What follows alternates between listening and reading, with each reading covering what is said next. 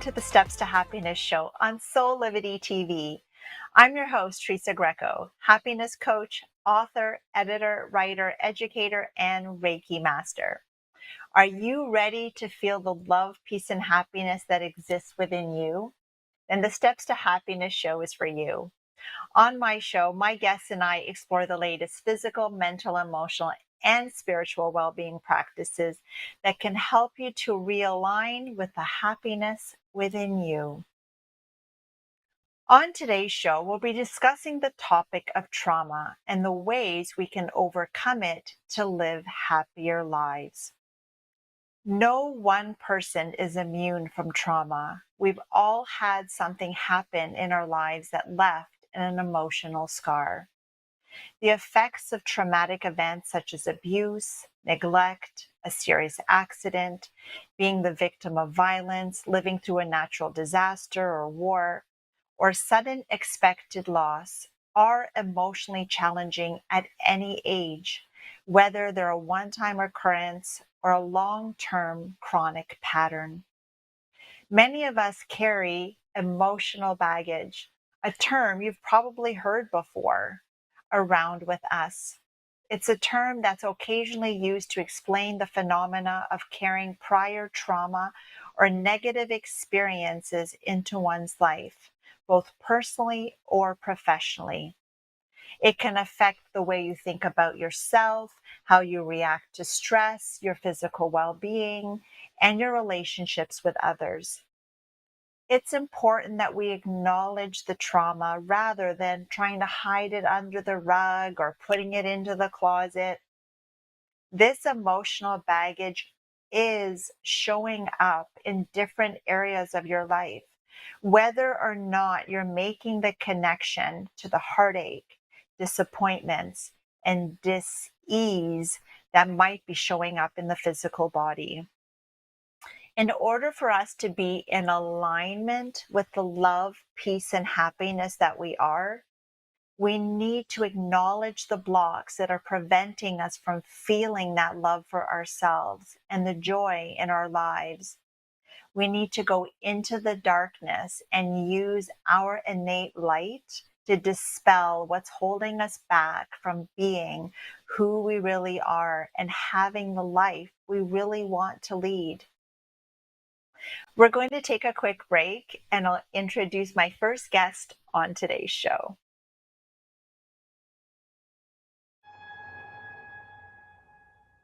Have you ever asked the question, if I was to be anything, what would I be? Regardless of money, regardless of status, beyond popularity and fame, living your passion, feeling your life has purpose. Soulivity is a space to nurture that which lives in all of us. A place where work can become play, and doing what we love creates the dreams of a lifetime.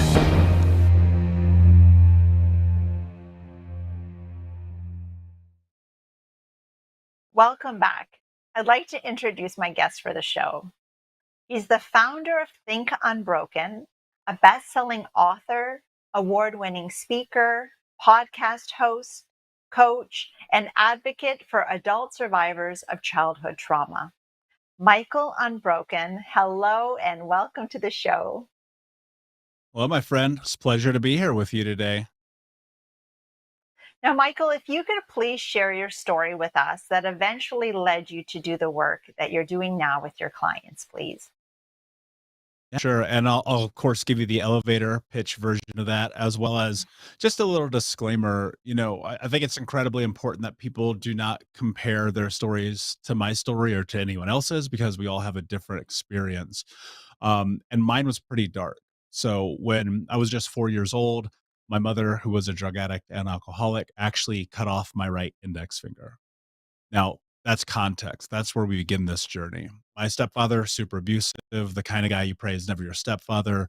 And we spent the majority of my childhood deeply impoverished and even homeless. In fact, I lived with over 30 different families from the time that I was 8 to 12 years old.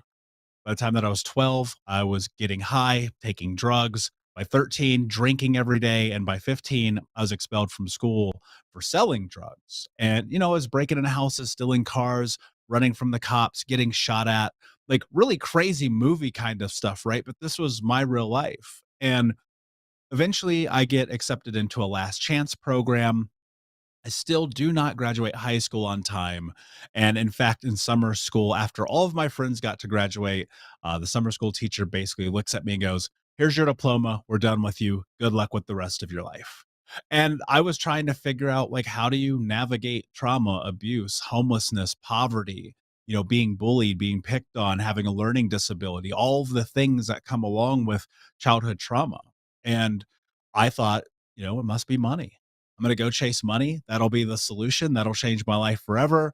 Lo and behold, as many people do come to find, I did discover that money does not actually change your life or make it better. And in fact, by the time that I was 26, I was 350 pounds, smoking 2 packs a day, drinking myself to sleep. I was high from the moment I woke up till the moment I went to bed, and my life was an utter disaster. And in this rock bottom moment, like literally the worst day of my life, I'm laying in bed, it's 11 in the morning. Keep in mind, I'm 350 pounds at this point. I'm smoking a joint, eating chocolate cake, and watching the CrossFit games, like the ultimate rock bottom. And I pulled myself up off the bed that day, and I looked at myself in the bathroom mirror. And I remembered being 8 years old, and the water company had come and turned our water off. And I grew up in Indianapolis. I grew up in America in a major city, and we were so impoverished they would literally turn our water off, our heat, our electricity. We would get evicted all the time. And this particular day, I took this little blue bucket, walked across the street to our neighbor's house, and for the first time I stole water. And I remember being like, well, when I'm a grown up, this won't be my life. And so at 26 years old, while it wasn't my life in so many ways, I was still that hurt, lost little boy. And as I looked in the mirror, I asked myself, what are you willing to do to have the life that you want to have? Ultimately, the answer was no excuses, just results. And 12 years later, here I am talking to you. Wow.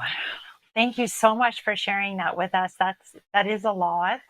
And in the introduction, I said that we all have some form of trauma that has affected us at some point in our life and how we experience that. So I appreciate your disclaimer, as you said, because how we internalize the things that happen to us can be different for all of us. But what you went through is definitely a lot. Now, I believe that we're spiritual beings having a human experience, which means ultimately that our essential self is always whole, healed, and complete. And that while things around us may have happened to our physical, mental, and emotional self, and we feel broken, the true essence of who we really are is untouched and can never be broken. And, which is why even your name and your brand really spoke to me, because I believe that none of us are broken. And as I said, the true essence of us can never be broken. And so that spirit part of us can be a place that we go to help us remember who we are and to help us to get through those difficult times in our life when we feel as if we are broken. And so I noticed, from your website and the work that you're doing in your book and everything is really helping people to become the heroes of their own story by remembering the truth of who they really are.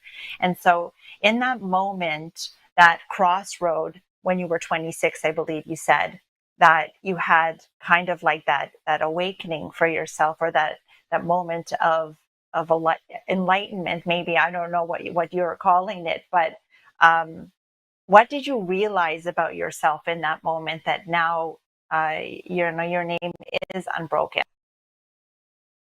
Yeah, I think that A lot of things come to mind from not just that moment, but moments leading up to it. I don't think, and this is just my personal opinion, I don't think anyone just kind of hits a rock bottom. I think there's this magnitude of different things that happen over time that lead you down that place. And I remember a quote from Stoicism that really calls to me when people ask me this question. And it says, Man who lives with courage dies once, and a coward dies 1,000 deaths. And I was living this very cowardly life to a lot of an extent, right? Because I was living exactly what everyone had always told me I was going to be. You're not good enough. You're not strong enough. You're not capable enough. You're a loser. You're stupid. You're fat. You're dumb. You're never going to amount to anything. This is why your family doesn't love you. This is why you're homeless. Like all of those things, right? Think about all that in your head. And in that moment, what happened was I just realized like I was living into everything everyone told me I would be. I was terrified of myself. I was terrified of the idea that I could have success, that I could have abundance, that I could have wealth, that I could have love, compassion, hope, joy, fulfillment. Because if you've never experienced those things before, how could you know that you're capable of having them?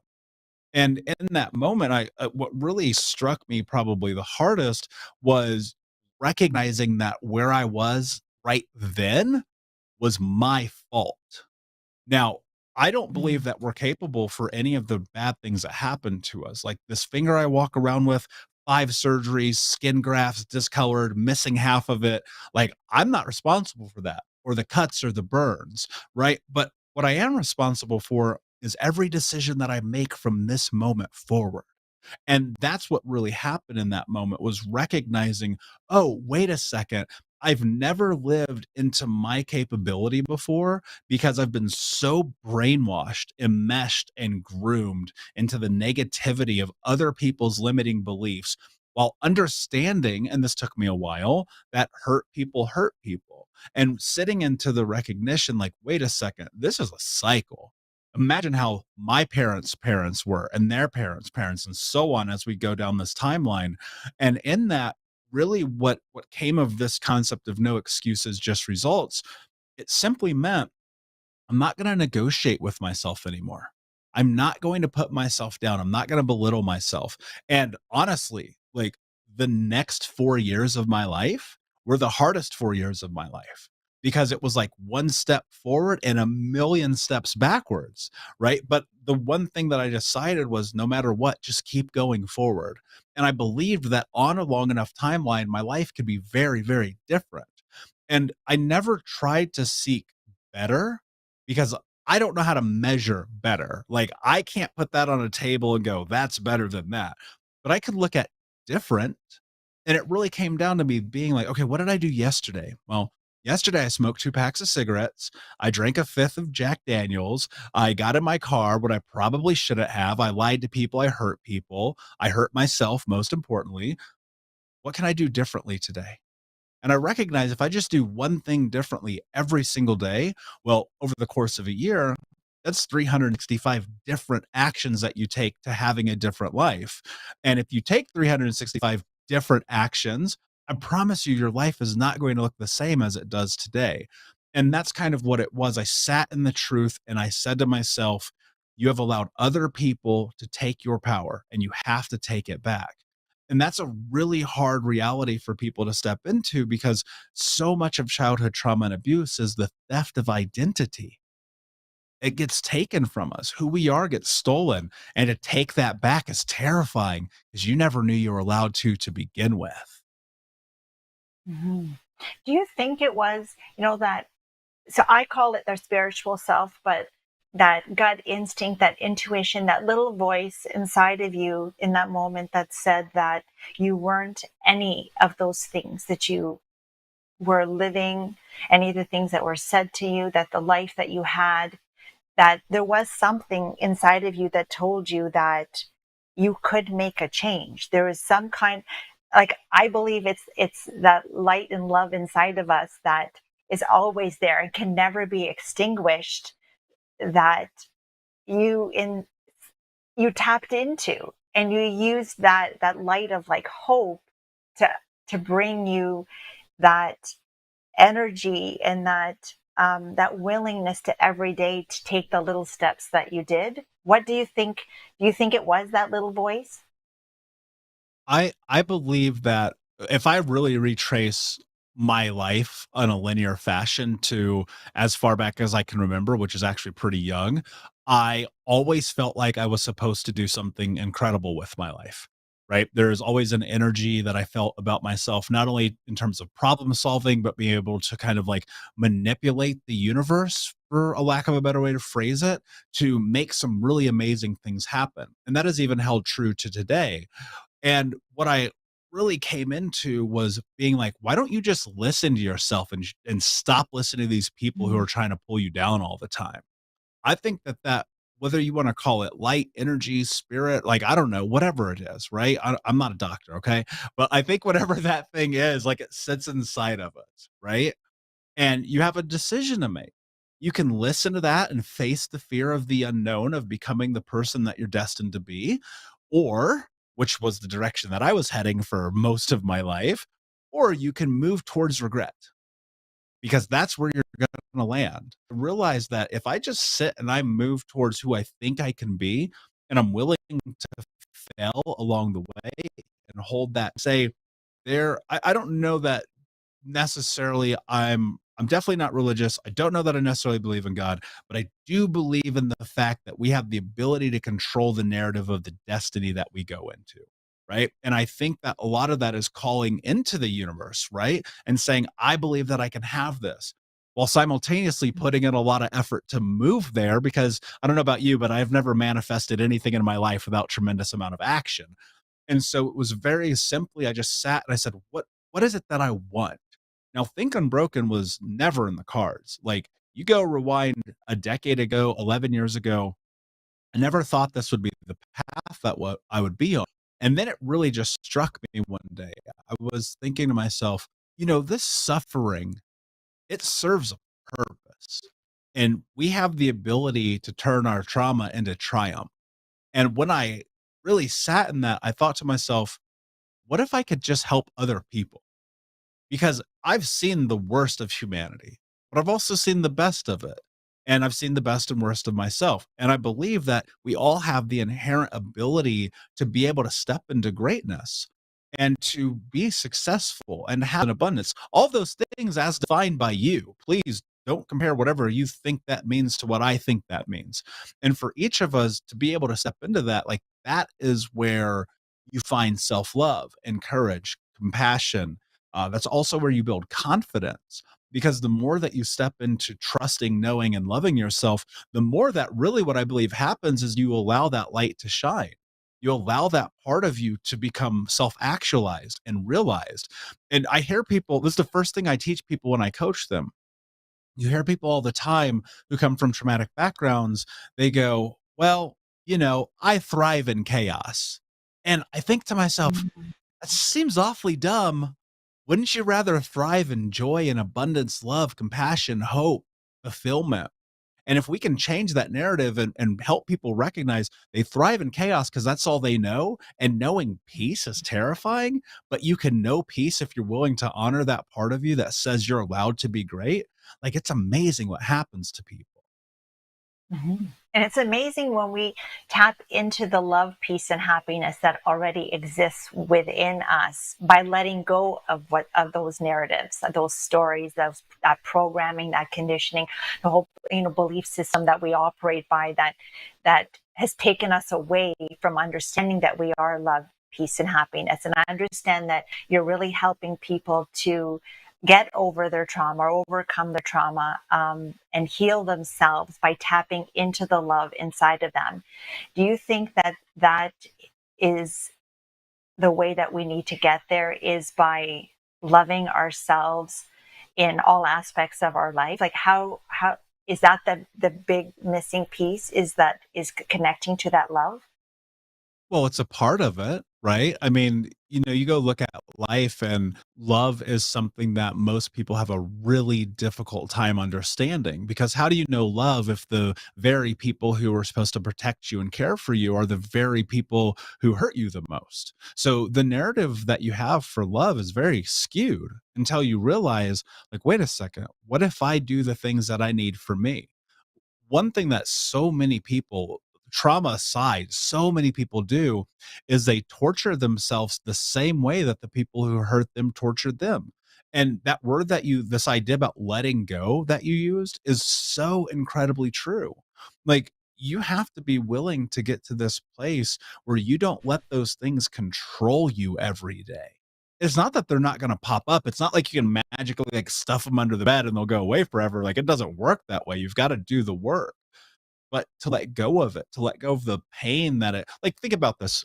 If I gave you a backpack and it was full of bricks, and you had to carry this backpack with you everywhere you went, and it was hundreds of pounds and it exhausted you, it interrupted your relationships, it interrupted your self-care, it interrupted your ability to go and have an amazing career, it interrupted every aspect of your life. How long would you carry that backpack? Like, how long would you do that? And Mhm. that's what people do with trauma. They carry it forever.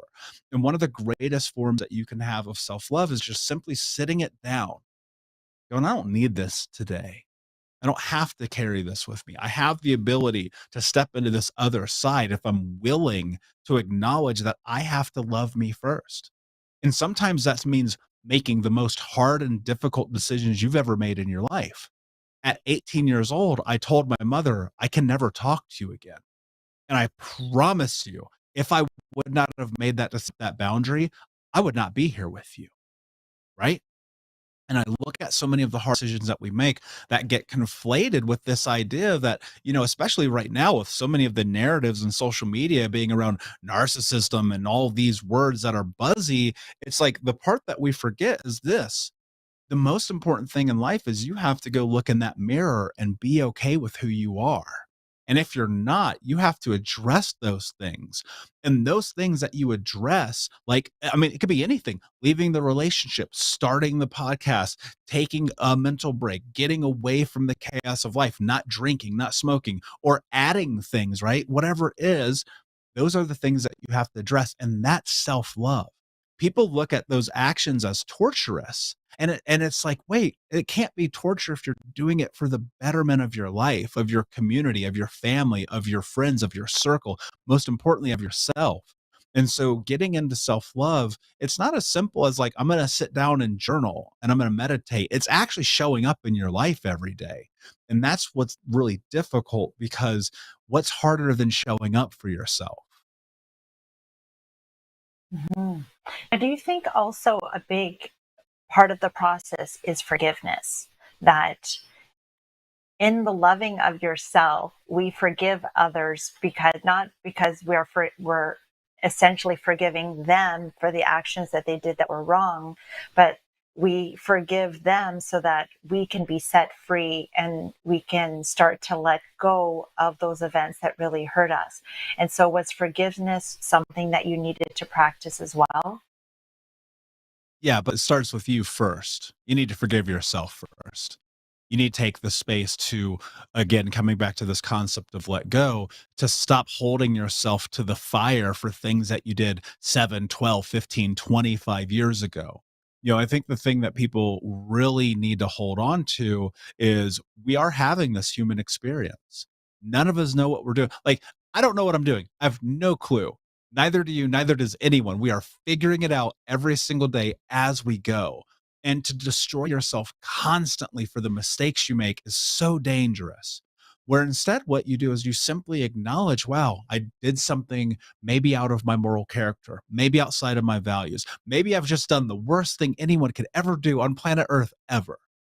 But it was 25 years ago, it was 50 years ago, right?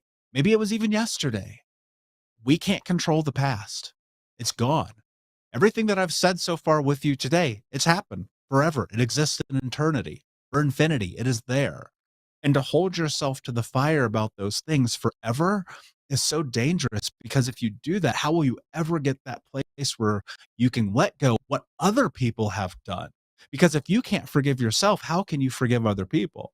Now, forgiveness does play a role. It's contextual. It varies person to person. There's a lot of things that have to go through in that. But I think ultimately it's can you sit down and be okay with the person you are, knowing that you're fallible, knowing that you've made a mistake, knowing that there's no such thing as perfection. Doesn't exist in this and another. Anywhere in the universe does perfect exist, except for the way that you choose to show up every day. Be the best version of you that you can today in the space of just simply being like, I'm probably going to screw something up. And instead of destroying yourself, recognize every single time you make a mistake, you learn. Like people are far more afraid of success than they are of failure. We fail all the time, but we beat ourselves up about it. But when we're successful, we don't pause and go, I did a great job today. Why? Because we're always so worried about the things of the past that we did that were wrong instead of the things of the present that we're doing that make us great. Mhm. Thank you so much for that reminder. That is so important. I also think another step in overcoming adversity and challenge and trauma is getting to a place of gratitude for the experiences that made you who you are today, and with the amazing things that you're doing and how all of those things have given you this direction where you're helping others to change their lives. Do you feel that? Do you have that perspective?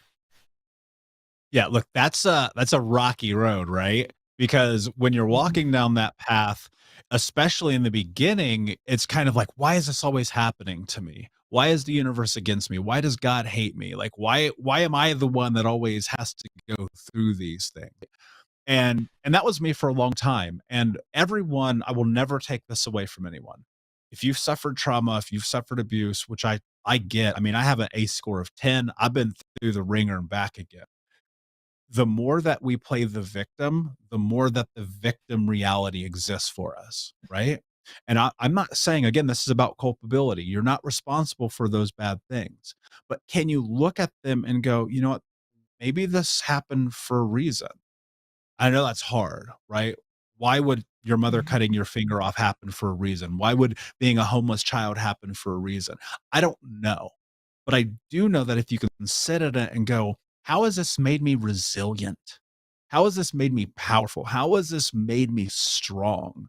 How has this given me the ability to overcome circumstances that most people would never be able to fathom? How has this made me who I am today? And to be grateful for it, look, I'm a realist at the end of the day. That's the way that I look. I'm a positive realist. And so the way that I look at life is through this scope.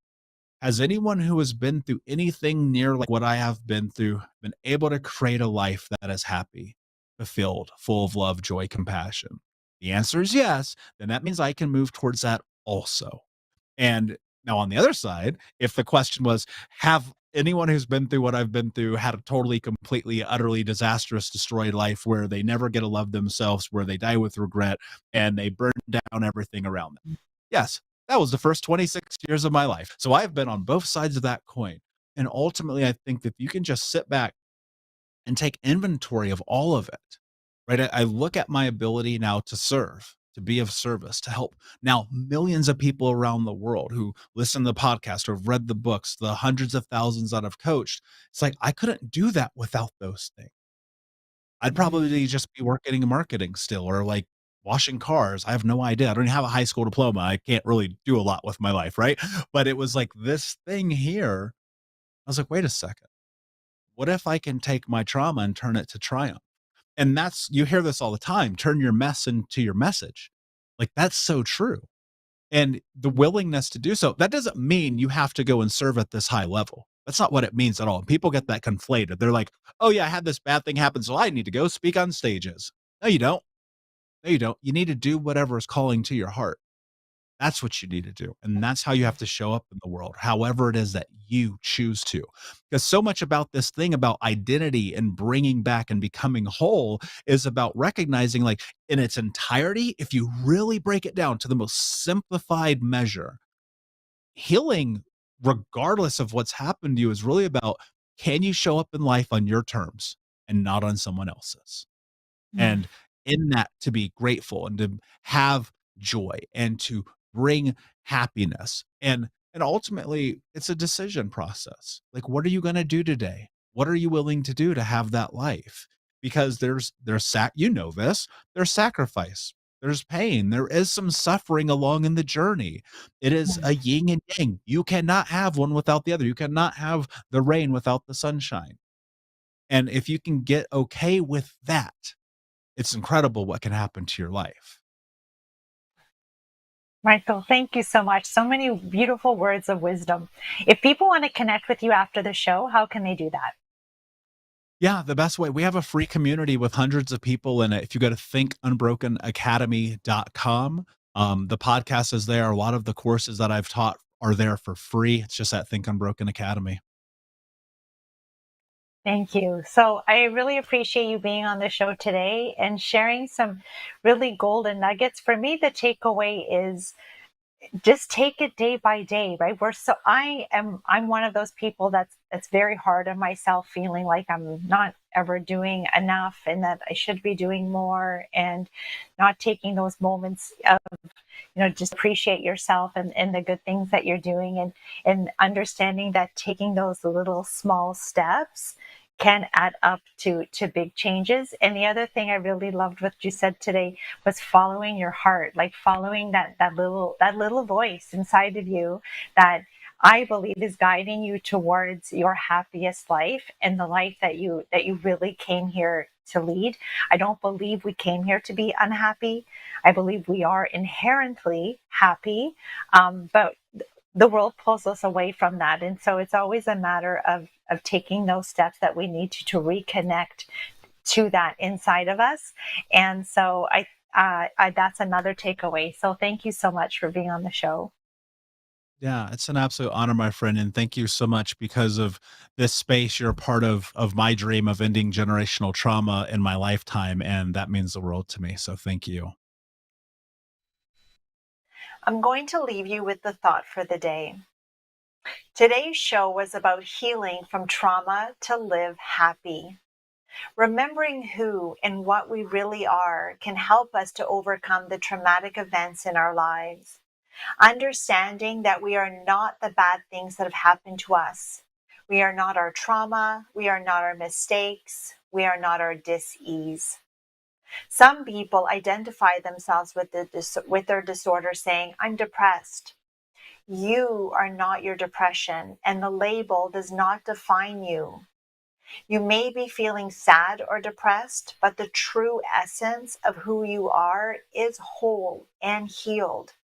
The spiritual part of us was never broken, never damaged, and never hurt. Although our physical self went through the experience, our higher self was never touched. Our spiritual self is always there to love and nourish us and remind us of who we really are. Knowing this can help us to release the experience by focusing on what was learned from it and coming to a place of gratitude for how what happened to us helped us to grow and expand, which is what our soul came to earth to do.